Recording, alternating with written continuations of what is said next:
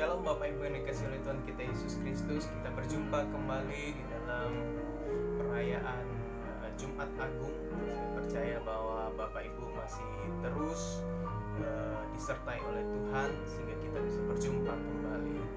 Saya rindu membagikan kebenaran firman Tuhan pada hari ini, kiranya menguatkan Bapak Ibu semua dan juga kita semua boleh belajar bersama-sama, merendahkan hati mendengarkan kebenaran firman Tuhan. Sebelumnya, marilah kita berdoa. Tuhan Yesus, kami manusia yang terbatas, kami memohon belas kasihan-Mu dalam kehidupan kami. Bersama-sama kami mau merenungkan kebenaran firman Tuhan. Engkau Allah yang agung, Engkau Allah yang sangat besar, Engkau Allah yang rela datang ke dunia ini ya Tuhan. Engkau setia di dalam segala pekerjaan-Mu sehingga Engkau pun rela mati untuk kehidupan kami. Saat ini kami bersama-sama merenungkan kembali, menghayati kematian Yesus Kristus di atas kayu salib. Biarlah kami boleh bersama-sama menerima kebenaran firman Tuhan ini, dan kami akan baca yang kami akan renungkan hanya dalam nama Yesus Kristus, Allah yang hidup, kami berdoa. Amin. Mari Bapak Ibu yang dikasihi Tuhan, kita membuka kembali Alkitab kita. Mari kita membuka di dalam Injil Lukas pasalnya yang ke-23, ayat yang ke-33 sampai ayat ke-43. Dan kita juga siapkan di dalam Ibrani pasalnya yang ke-12 ayat 1 sampai ayat yang ke-4.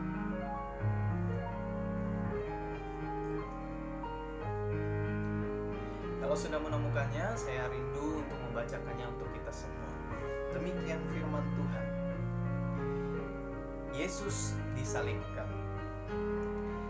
Ketika mereka sampai di tempat yang bernama Tengkorak, mereka menyalibkan Yesus di situ, dan juga kedua orang penjahat itu, yang seorang di sebelah kanannya dan yang lain di sebelah kirinya. Yesus berkata, "Ya Bapa, ampunilah mereka, sebab mereka tidak tahu apa yang mereka perbuat." Dan mereka membuang undi untuk membagi pakaiannya. Orang banyak berdiri di situ dan melihat semuanya. Pemimpin-pemimpin mengejek dia, katanya, "Orang lain ia selamatkan, baiklah sekarang ia menyelamatkan dirinya sendiri. Jika ia adalah Mesias yang dipilih Allah." Juga prajurit-prajurit mengolok-olokkan dia. Mereka mengunjukkan anggur asam kepadanya dan berkata, "Jika engkau adalah raja orang Yahudi, selamatkanlah dirimu. Ada tertulis di atas kepalanya, inilah raja orang Yahudi." Seorang dari penjahat yang digantung di itu menghujat dia, katanya, "Bukankah engkau adalah Kristus? Selamatkanlah dirimu dan kami." Tetapi yang seorang menegur dia, katanya, "Tidakkah engkau takut juga? Tidak takut kepada Allah? Sedang engkau menerima hukuman yang sama. Kita memang selayaknya dihukum, sebab kita menerima balasan yang setimpal dengan perbuatan kita. Tetapi orang ini tidak berbuat sesuatu yang salah." Lalu ia berkata, "Yesus, ingatlah akan aku apabila engkau datang sebagai raja." Kata Yesus kepadanya, "Aku berkata kepadamu, sesungguhnya hari ini juga engkau akan bersama-sama dengan aku di dalam Firdaus." Terus kemudian kita membuka di dalam Ibrani pasalnya yang ke-12 ayat 1 sampai dengan ayat 4. Saya rindu membacakannya untuk kita semua juga. Demikian firman Tuhan. Karena kita mempunyai banyak saksi, bagaikan awan yang mengelilingi kita. Marilah kita menanggalkan semua beban dan dosa yang begitu merintangi kita, dan berlomba dengan tekun dalam perlombaan yang diwajibkan bagi kita. Marilah kita melakukannya dengan mata yang tertuju kepada Yesus, yang memimpin kita dalam iman dan membawa iman kita itu kepada kesempurnaan, yang dengan mengabaikan kehinaan tekun memikul salib ganti sukacita yang disediakan bagi Dia, yang sekarang duduk di sebelah kanan tahta Allah. Ingatlah selalu akan Dia yang tekun menanggung bantahan yang sehebat itu terhadap dirinya dari pihak orang-orang berdosa, supaya jangan kamu menjadi lemah dan putus asa. Ayat keempat, dalam pergumulan kamu melawan dosa, kamu belum sampai mencucurkan darah. Amin. Sedemikian jauh pembacaan firman Tuhan bagi kita semua. Saudara-saudari yang diberkati oleh Tuhan kita Yesus Kristus, sebagai pengantar saya akan menyampaikan sebuah kisah tentang seorang anak dan ayahnya yang hidup dengan sederhana. Ceritanya begini, jadi tiap hari ayah tersebut bekerja sebagai tukang pikul di pasar untuk mencukupkan kehidupan makan mereka berdua. Si anak terpaksa harus ikut ayahnya. Kadang-kadang dia harus terpaksa mengangkat beban yang cukup berat. Setiap hari tanpa paksaan, anak umur 10 tahun ini pun dengan rela membantu ayahnya. Singkat ceritanya, ketika ia beranjak dewasa, si anak pun mulai mengerti dan merasa malu karena teman-temannya di pasar suka mengejek dia. Kini si anak merasa bahwa menolong ayahnya bekerja adalah sebuah penderitaan. Saudaraku yang diberkati oleh Tuhan, kisah ini mau mengajarkan kita bahwa ketika kita meletakkan beban yang merupakan salib yang harusnya kita pikul dengan kerelaan itu, kita tidaklah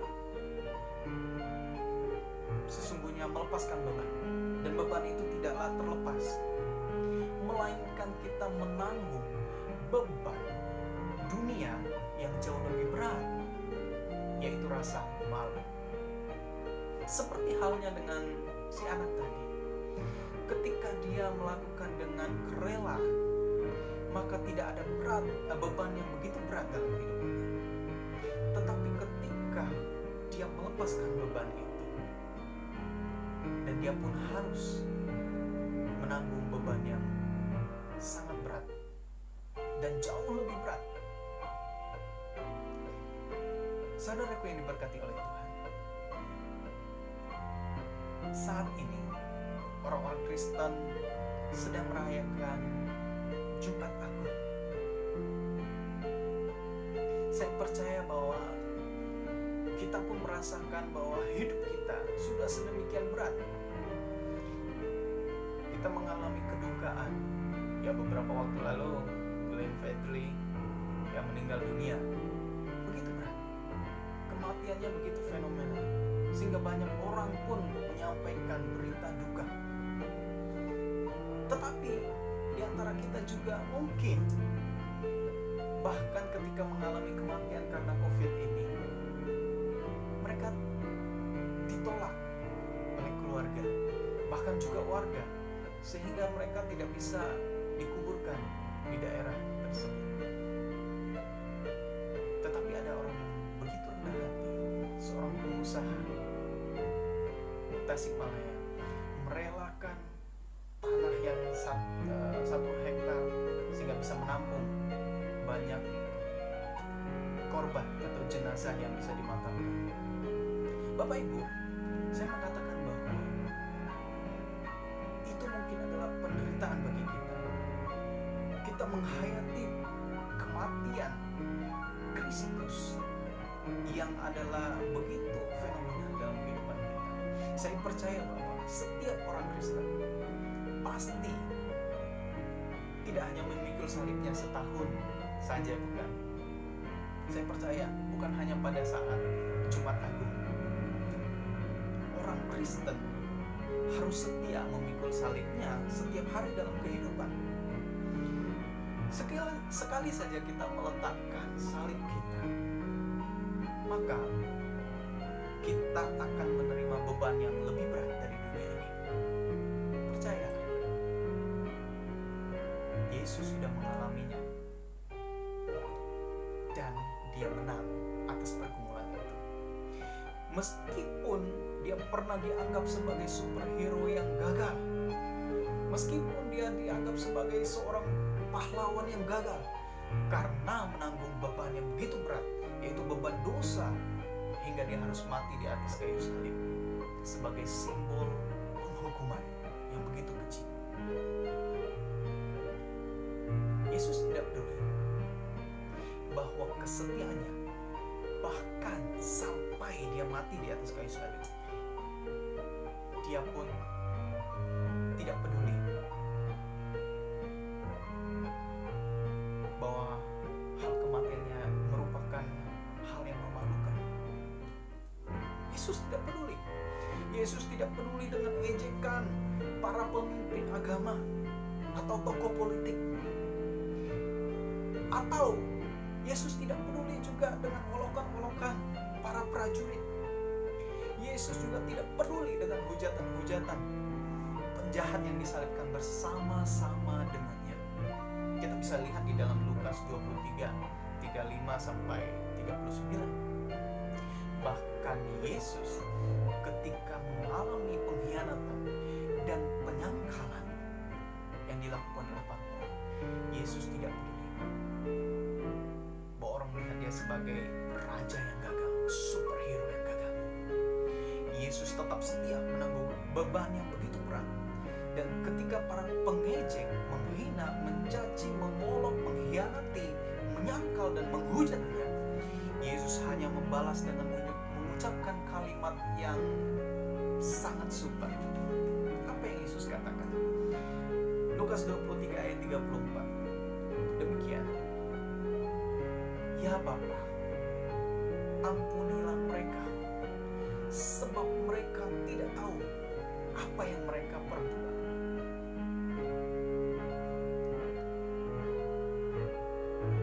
Lukas mencatat ini, dan hanya di dalam Injil Lukas dituliskan bahwa Yesus mengampuni setiap orang. Luar biasa. Bagaimana ketika kita diejek, dihina, diolok, dihujat, bahkan dikhianati, bahkan disangkal, kita bisa melakukan ini. Dan apa maksudnya ketika Yesus katakan, ya Bapa, ampunilah mereka sebab mereka tidak tahu apa yang mereka perbuat. Bapak Ibu yang dikasihi oleh Tuhan, rahasia kematian Tuhan Yesus Kristus di dalam Jumat Agung ini bukan hanya menjadi sebuah tradisi tahunan seperti yang biasa-biasa kita lakukan. Rahasia tentang salib Kristus adalah 3 hal. Yang pertama yaitu perdamaian atau pendamaian.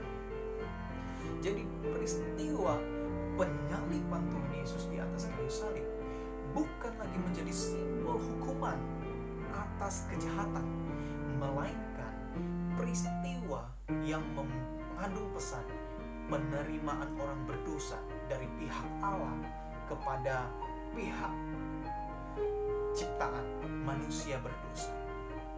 Melalui jalan apa? Jalan pendamaian dengan perjuangan Yesus Kristus di atas kayu salib sebagai martir yang pertama. Sebagaimana yang kita ketahui kita baca di dalam Roma pasalnya yang ketiga ayat yang ke-25 mengatakan bahwa Yesus telah ditentukan Allah menjadi jalan perdamaian karena iman dalam darahnya.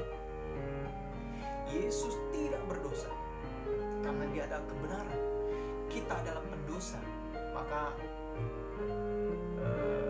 bagi saya penting juga kalau kita tulis di dalam baju kita, I'm just a sinner.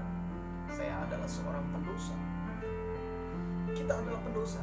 Maka kita memerlukan sekali belas kasihan Allah supaya diperdamaikan dengan Allah. Ketika kita masih hidup di dalam dosa, kita terpisah dengan Allah. Dan ketika di dalam situasi kita terpisah dengan Allah, maka kita menjadi musuh Allah karena dosa. Tetapi ada kabar sukacita.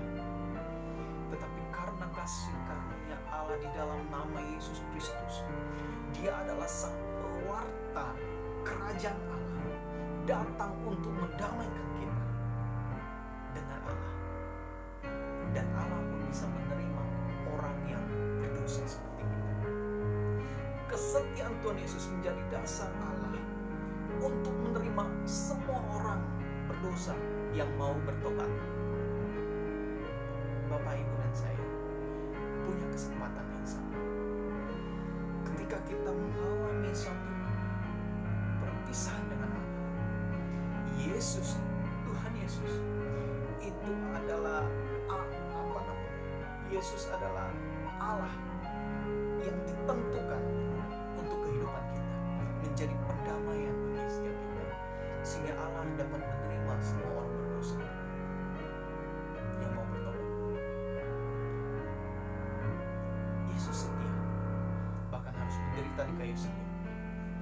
Ia tidak peduli bahwa mati di kayu salib adalah satu hal yang sangat memalukan.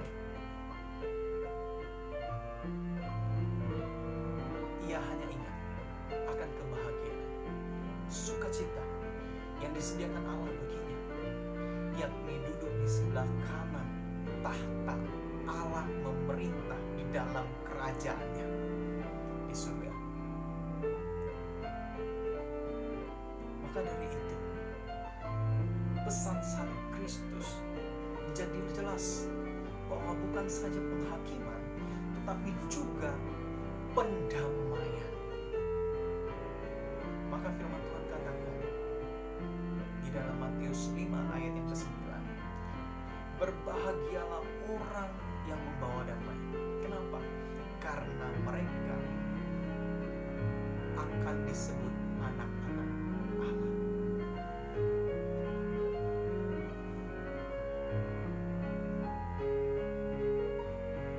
Makna penderitaan Yesus yang kedua, yaitu hidup baru.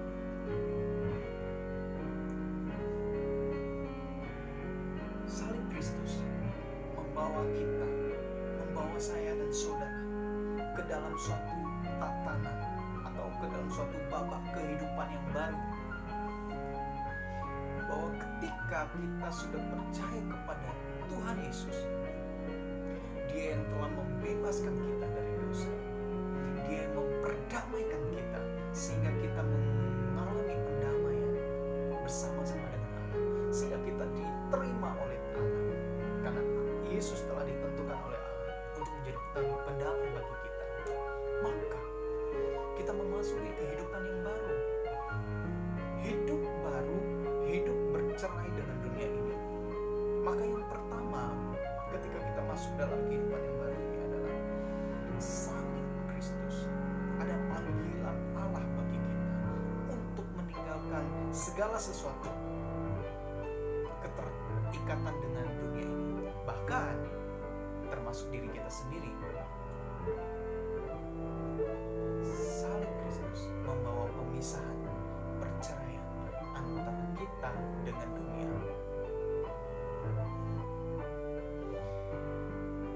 Sehingga manusia lama kita harusnya sudah mati.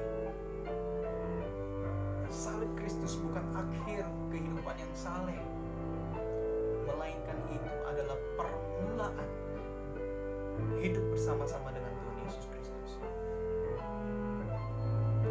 Salib Kristus membawa perceraian antara manusia dengan dunia ini dan perdamaian antara Allah dan manusia yang diciptakan.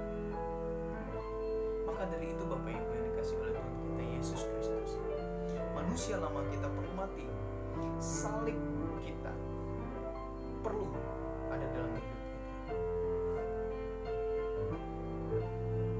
Penderitaan kita ialah salib kita.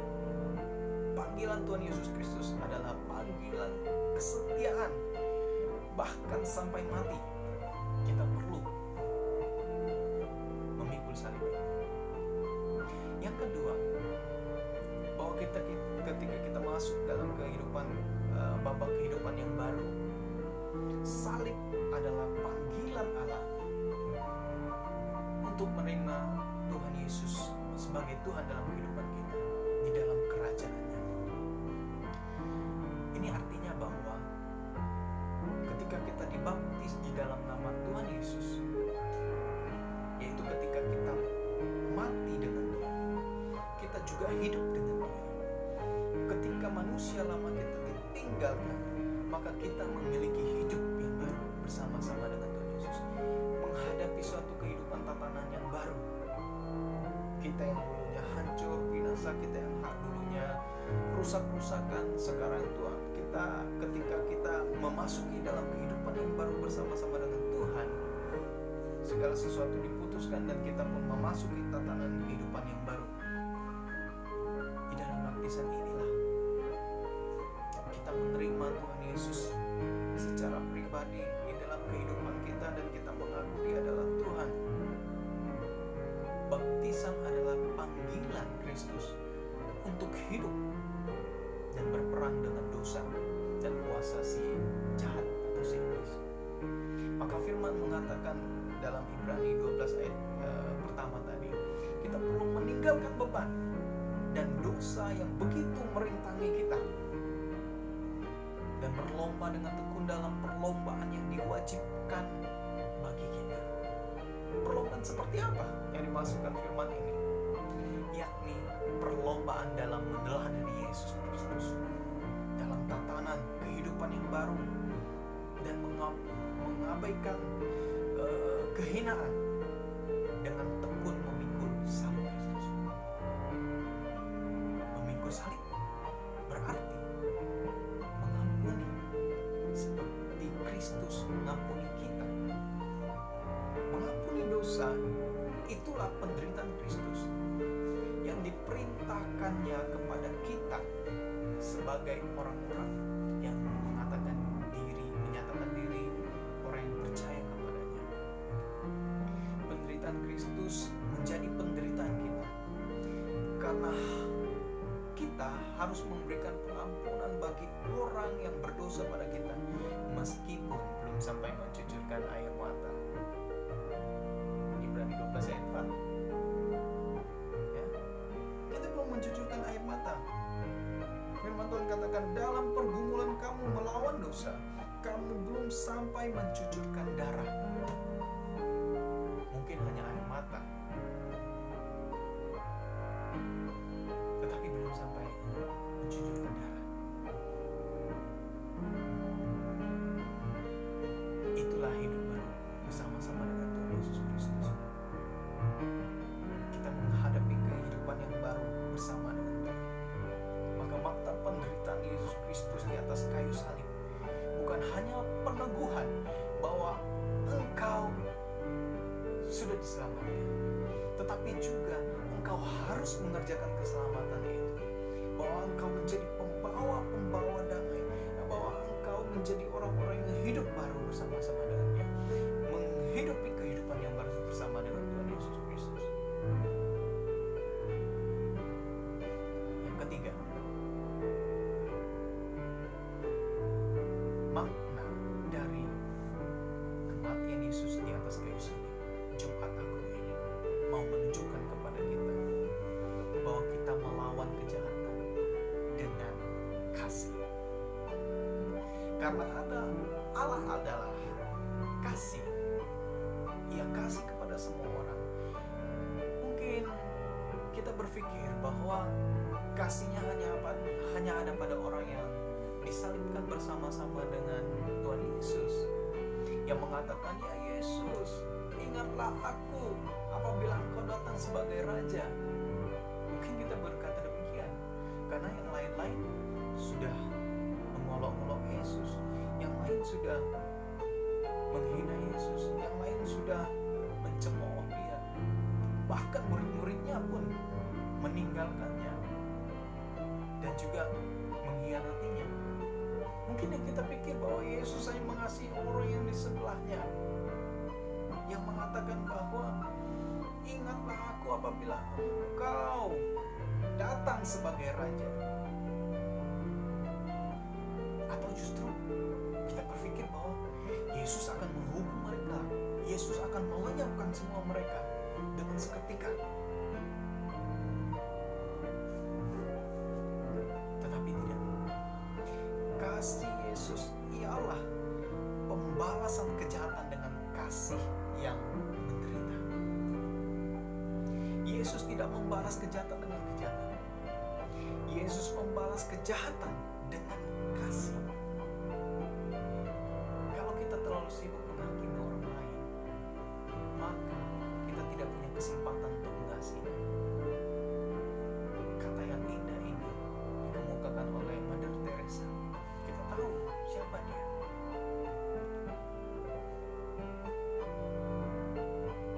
Terlalu sibuk untuk menghakimi, tidak punya kesempatan untuk mengasihi. Terlalu sibuk kita memikirkan dosa dan kesalahannya, kita lupa untuk mengasihinya.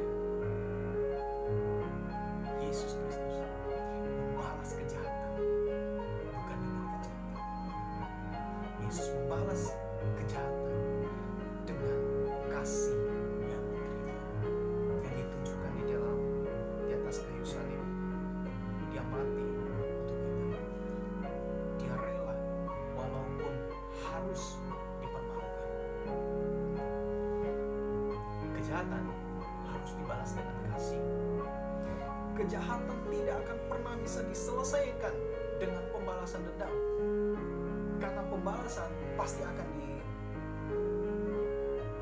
diwujud dengan pembalasan. Kasih Yesus tidak menanyakan apakah saya harus balas atau saya tidak balas, tetapi kasih Yesus bertanya kepada diri kita, siapa yang memerlukannya? Saya percaya bahwa semua orang membutuhkan kasih Yesus, termasuk saya dan saudara. Biarlah hari ini kita merenungkan kembali bahwa kasih Yesus melimpah atas kehidupan kita. Yesus tidak memandang seburuk apapun dirimu. Saat ini ketika engkau mau bertobat dan kembali kepadanya, maka Dia akan memperdamaikan engkau. Maka Dia akan memasukkan engkau di dalam suatu tatanan kehidupan yang baru bersama-sama dengan Dia. Dia akan menceraikan engkau dengan dunia ini, dan engkau akan menjadi mempelai Kristus. Engkau akan memerintah bersama-sama dengan Dia, dan Dia juga akan membawa engkau mengalami kasih yang ada di dalam dirinya. Mengapa kasih sangat kuat untuk bisa mengalahkan kejahatan? Karena kasih tidak pernah bertanya apakah yang diperbuat oleh musuh kepadanya, tetapi kasih hanya melihat apa yang telah diperbuat oleh Tuhan Yesus di dalam kehidupannya, kehidupan dan kehidupan saudara semua. Nah, maka makna Jumat Agung bagi kita ada 3. Saya menyingkatnya dengan PHK, yaitu yang pertama, Yesus datang membawa kerajaannya untuk mendamaikan kita dengan Allah yang harusnya kita binasa. Tetapi Yesus dengan rela menanggung segala penderitaan, menanggung segala cercaan, makian, bahkan juga hinaan, bahkan pengkhianatan yang begitu. Kesetiaannya membawa dia pun harus menerima jalan salib. Tetapi Yesus tetap setia, karena kesetiaannya dia memperdamaikan kita. Setelah dia memperdamaikan kita, dia memasukkan kita ke dalam tatanan kehidupan yang baru. Kita diceraikan dari setiap apa yang mengikat kita yang ada di dunia ini. Maka kita pun meninggalkan segala dosa. Kita mati bersama dengan Tuhan Yesus Kristus. Kita mati di dalam kematiannya. Dan kita bangkit. Kita hidup bersama dengan kebangkitan Tuhan Yesus Kristus. Yesus Allah yang hidup. Dia Allah yang terus bangkit. Sehingga kita pun mengalami kehidupan yang baru bersama-sama dengan Dia. Yang ketiga, kasih. Bahwa kita dimasukkan di dalam tatanan kehidupan yang baru, hidup yang diperdamaikan dengan Allah, hidup bersama-sama dengan Allah, mengalami kehidupan yang baru di dalam dunia ini. Dan kita pun perlu menyampaikan berita kasih. Kita tidak melawan kejahatan dengan kejahatan, bahkan kita melawan kejahatan dengan kebaikan, dengan kasih. Karena kasih sangat dahsyat. Kita tidak bisa menyelesaikan setiap kejahatan dengan membalas. Tidak akan pernah selesai. Tetapi kasih akan menyelesaikan. Jadi ingat, maka Jumat Agung bagi kita adalah perdamaian, hidup baru, dan kasih. Amin. Tuhan Yesus memberkati kita semua. Kita berdoa. Kami bersyukur Tuhan, Engkau Allah yang hidup. Engkau menolong kami. Engkau menyertai hidup kami. Engkau membawa kerajaan-Mu datang ke dunia ini, membawa perdamaian yang agung. Kesetiaan-Mu menunjukkan bahwa Engkau sungguh-sungguh mengasihi kami. Engkau tidak pernah melepaskan kami, ya Tuhan. Terima kasih Bapa untuk pengorbanan-Mu, kesetiaan-Mu, menolong menyertai kehidupan kami. Dan biarlah kami dimasukkan ke dalam kehidupan yang baru bersama-sama dengan Engkau. Kehidupan yang diubahkan oleh Tuhan. Kami perlu meninggalkan kehidupan kami yang lama, dan kami menghadapkan wajah kami kepada kehidupan yang baru bersama-sama dengan Tuhan. Terima kasih Tuhan, Engkau sudah mengajarkan kami bahwa kematian-Mu itu adalah kasih yang terbesar. Maka kami juga perlu belajar untuk mengasihi saudara-saudara kami, memberikan pengampunan dosa kami pada mereka. Karena kalau kami tidak mengampuni Tuhan, Engkau tidak juga mengampuni.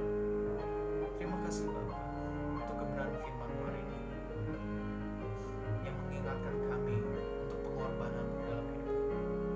Terpujilah nama-Mu dalam nama Yesus Kristus, Allah yang hidup. Kami berdoa. Amin. Ya, Bapak Ibu yang dikasihi oleh Tuhan kita Yesus Kristus, ibadah kita selesai. Saya percaya bahwa kasih Kristus terus melimpah atas kehidupan kita. Jadilah orang-orang pembawa damai. Jadilah orang-orang yang membawa kasih Kristus. Dan shalom, selamat Jumat Agung.